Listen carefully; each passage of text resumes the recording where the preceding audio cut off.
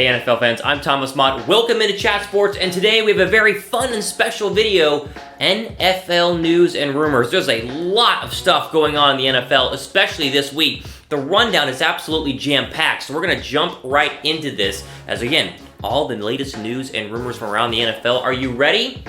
Let's go. We'll start with Jadeveon Clowney, as yesterday, of course, was the deadline to go ahead and sign an extension for players that you were trying to franchise tag. And, of course, Jadeveon Clowney was franchise tagged by the Houston Texans, and they did not reach a long-term deal yesterday, and so Clowney will now play under the franchise tag and make about $16 million this year. Now, the big news here is Clowney is saying he's not going to report to camp and could possibly be on the trade block up there in Houston. Now, there are about, 16 teams in the NFL with about $18 million in free cap space. Again, you know, right around the amount that you would need to be able to pull off a trade if you just sent draft picks to Houston to be able to absorb that one-year contract. Because again, going to make a lot of money here on a one-year deal, but this is starting to really get interesting in terms of an elite pass rusher being available on the market. Who could trade for Jadeveon Clowney? I started going through the list and trying to look at teams that could possibly do it. I think Buffalo's been rumored, the Raiders have been rumored, maybe even the Colts if they wanted to bolster that defensive line. I don't really know who it could be, but look for either a very long holdout, right, that's going to really fracture both sides of this relationship if it's not already fractured now, or he could be moved sometime during training camp for the right price. Now listen, Jadeveon Clowney's stats, at least last year, 9 sacks, 38 solo tackles, 16 tackles for loss, and 21 quarterback hits. We know he's good. I think the Texans are just sitting here going like, do we want to give him as much money as he really wants? You know, one of the highest paid defensive linemen in the entire NFL for someone who has had injury problems in the past. I don't know if Houston, well, obviously they didn't want to do that, and the question is, will someone else want to do it as well? We'll see, but the first big rumor to lead off is a heavy hitter and could, you know, change some of the balance of power in the NFL if Jadeveon Clowney is traded. My question to you guys is, will Clowney be traded, right? Because you never know. It could all come down to he holds out for a while and then he ends up just playing on the one-year deal and then goes off into free agency at the end of this season, or could be traded. Type yes, or type Y down below for yes, he will be traded, or N down below for no, he will not be traded. Go ahead and scroll down and get your comments in during the show. All right, moving on. Another disgruntled star who wanted a long-term deal, excuse me, wow, has not gotten one, but might be on the trade block is Melvin Gordon. So again, Melvin Gordon wants a new deal. He's only making like $5 million this year. He apparently is not going to report to training camp until he gets a new deal. If it gets to the point where the Chargers are like, we're not going to pay you, he could be requesting a trade this offseason. There's also been some speculation he could do what Le'Veon Bell did back with the Steelers last year and just hold out the entire year. But Gordon would lose about $330,000 a year or a week if he decides to hold out. Again, Gordon could lose $330,000 a week the start of this season if he does decide to hold out. Listen, top 4 trade destinations that I've kind of acquired here. You guys can take a look. Colts, Packers, Bucks, and Texans, all of which could really use a second running back. I know the Colts have Marvin Mack, and I know that the Packers have Aaron Jones, and at the same time, the Bucks, kind of the worst, fourth worst running team in the National Football last year. They could use him for real. And then, of course, the Texans, who aren't really sold on Lamar Miller at this point. The Colts and Packers are interesting because they have the money to do so, right? If you're the Colts, you're sitting there going, well, we have Marvin Mack, and he was pretty good last year, but we could get Melvin Gordon as well, create a 1-2 punch. So those are some teams that are interesting, but really, any team that might have a running back injury during training camp could be in the market for Melvin Gordon, who last year, 175 rushes, 885 yards, 10 touchdowns, the big number there, at about 5.1 yards per carry. Good number, right? We know he's a good running back. The Chargers are sitting there going like, hey, running backs are devalued in the NFL, as we all know. Why pay you a bunch of money when you're just going to get hurt or you're going to get worn out? We could just draft someone else. So you can see the kind of stalemate that's being created there. But Melvin Gordon, another big name, did not get his money and could be on the move going forward. Okay, another running back. This one's the big name running back, right? Like, as in the NFL, like top 3 running back right now. Zeke Elliott. New reports from Pro Football Focus is that he might be trying to hold out as well because he wants a new deal, right? So the reports are saying he's going to hold out if the deal is not done. The issue here really for the Dallas Cowboys, is that Zeke's contract does not end until 2020.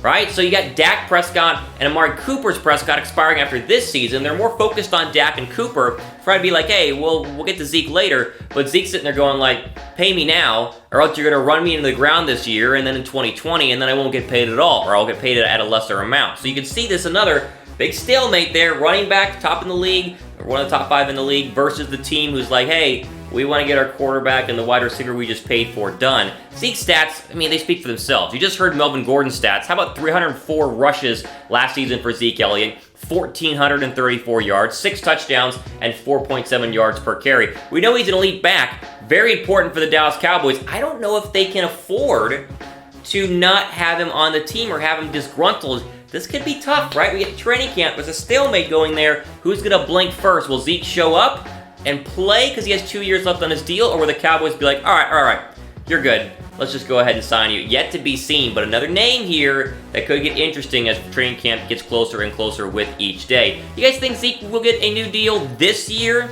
Comment down below. Do you think Zeke will get a new deal this year? I don't, whew. It's a big name that could be pretty upset about his current situation if he does not get a new deal. But I'm curious your guys' thoughts. Scroll down below and give me a comment. Okay, how about this one? When I said at the beginning, there's a bunch of NFL news videos, or a bunch of NFL news to get to. Here's another one. Rob Gronkowski possibly returning to the NFL. So Pro Football Talk is reporting that Gronk is considering a return to the National Football League within the New England Patriots. You gotta remember, Gronk retired at the end of last season. He's had many injuries and concussions, lower body stuff. It makes sense why he would, even at his young age.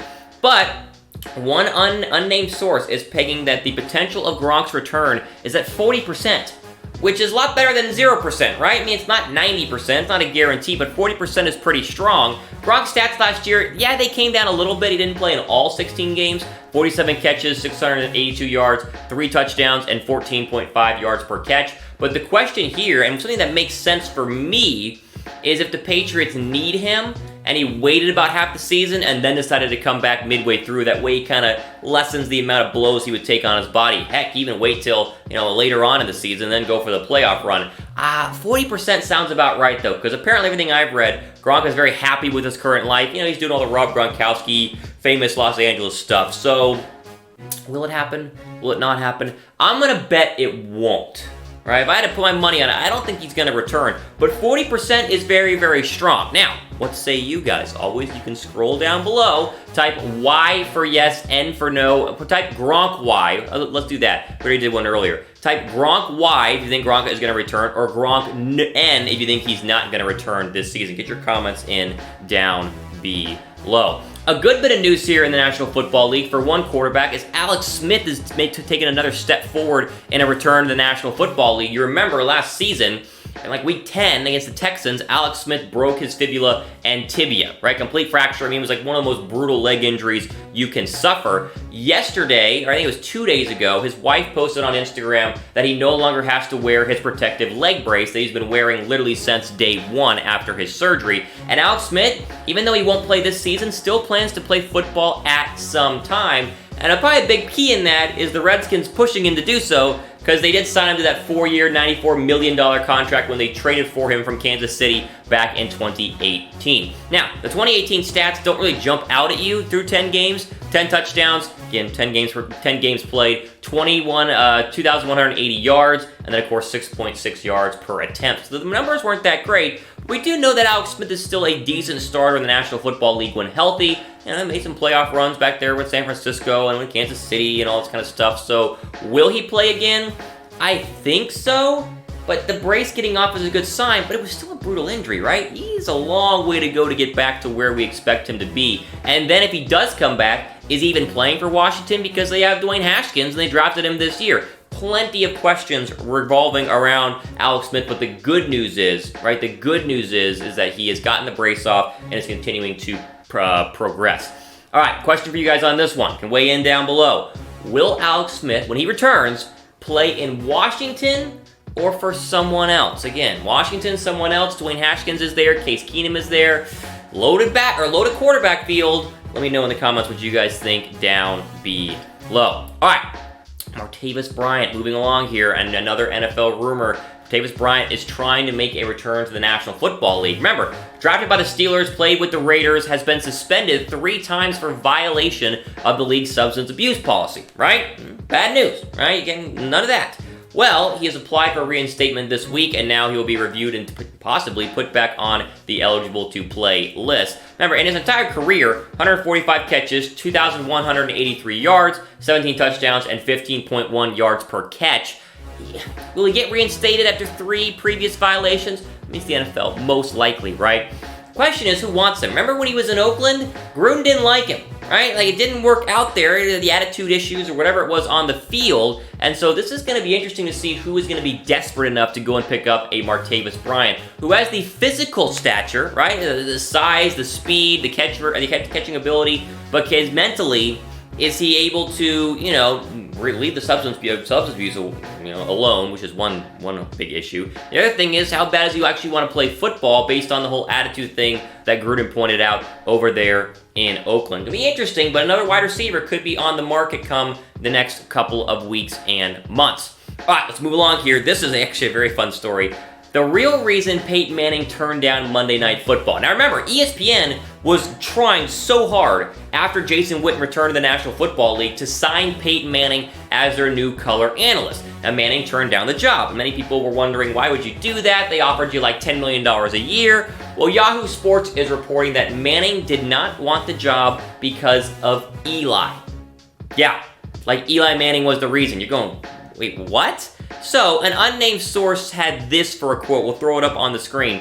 If he ever decides Monday Night Football is something he wants to do, it's going to be after Eli has finished his career and he gets a little bit further from his era of playing, and maybe some of his teammates have moved on too. It would have been a tough position for him this season, with the Giants being on the schedule. There's a lot of loyalty there for him, and I don't think he'd ever want to be in a position where he'd be conflicted about his analysis. It just wouldn't have been a comfortable situation this year. So literally, the reason that we're hearing from Yahoo Sports is that Peyton Manning did not want to do Monday Night Football because he did not want to have to analyze live a Giants game quarterbacked by his younger brother, Eli Manning, and also, you know, analyzing former teammates. This, like, you sit there and you go, okay, yeah, right, he doesn't want to talk bad about Eli. But at the same time, would he have to talk bad about Eli? Like, let's say they're doing Monday Night Football, Eagles-Giants this year, and Eli, it's like week 14, by the way. I don't know if Eli's even going to be starting there with Daniel Jones. But let's say Eli Manning throws 3 picks. Like, Peyton didn't have to rip him for it. Peyton could simply get on the little drawing screen, the little yellow, tablet where he shows what happened, and go, oh, look, Eli didn't see this cornerback who was sitting in the flat, and he threw it to him, intercepted. That's tough, Eli. Can't do that this time. I just feel like he could totally, could do analysis on Eli without being hard on him, and yet still being fair, right? You don't have to be like, oh man, Eli's so washed up and he's terrible. You just be like, oh, Eli, you missed one there. Go to the sideline, watch the film, get better, come on back out, buddy. I don't know. Will we ever see him in a Monday Night Football booth? I actually think we will, right? And the article mentions, or the quote from the source mentions that once he's further along in his career, it could happen. But right now, Joe Tessitore and Booger McFarland are your 2 analysts in the booth up there for Monday Night Football. All right. Final one, right? There's been a ton. You guys are getting the absolute money's worth here as we're going through a bunch of NFL rumors.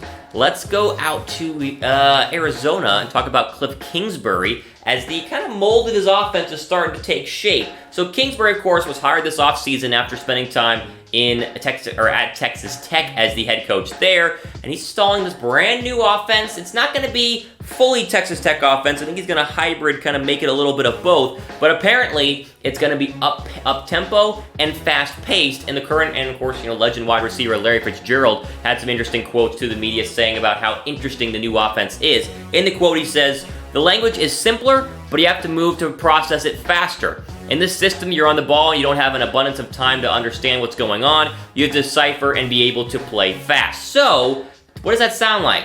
Sounds like Chip Kelly's offense back when he was with Philadelphia. Remember, came from Oregon, played in a national championship game, and the Eagles wanted to run 100 plays a game, which is a ton, right? They wanted to go, snap the ball with 20 seconds left in the play clock, 25 seconds left in the play clock, and it worked until it didn't, because your defense is left out on the field, because there are times that you go 3 and out in like a minute, and the defense immediately comes back out, and the Eagles defense was always gashed.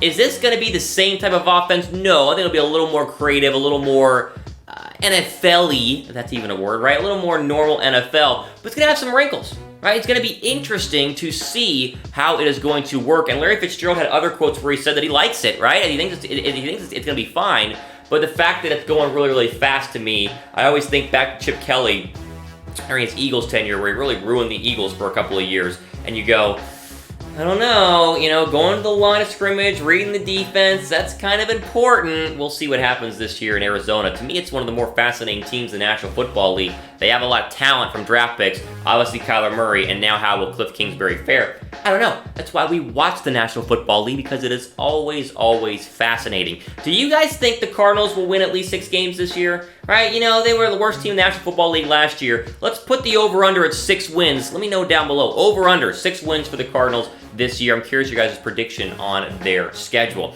All right, there we go. Right, geez, like a 16-minute, fully jam-packed NFL news and rumors video. Hope you guys enjoyed this one. If you like this one, be sure to subscribe to Chat Sports, because I have a lot of other videos I do on there, and all the other guys have tons of videos that they do on there. So be sure to subscribe down below. That way you're notified whenever our next news and rumor video is posted. Again, that's all the time we have for today. For Chat Sports, I'm Thomas Mott, signing off. Enjoy the rest of your day.